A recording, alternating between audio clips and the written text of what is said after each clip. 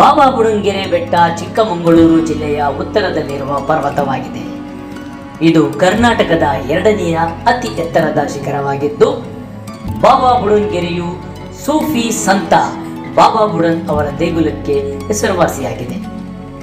ಅವರನ್ನು ಹಿಂದೂಗಳು ಮತ್ತು ಮುಸ್ಲಿಮರು ಇಬ್ಬರೂ ಸೇರಿ ಪೂಜಿಸುತ್ತಾರೆ ಮತ್ತು ಇಬ್ಬರಿಗೂ ಇದು ಯಾತ್ರಾ ಸ್ಥಳವಾಗಿದೆ.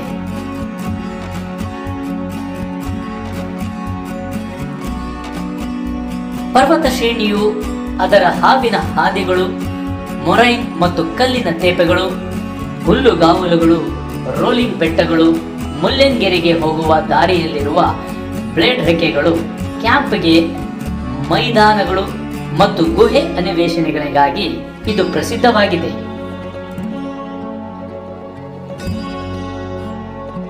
ಇದು ಶ್ರೀಮಂತ ಸ್ಥಳೀಯ ಸಸ್ಯ ಮತ್ತು ಪ್ರಾಣಿಗಳು ಇರುವುದರಿಂದ ಛಾಯಾಗ್ರಹಣದ ಉತ್ಸಾಹಿಗಳಿಗೆ ಉತ್ತಮ ಛಾಯಾಗ್ರಹಣ ತಾಣವಾಗಿದೆ.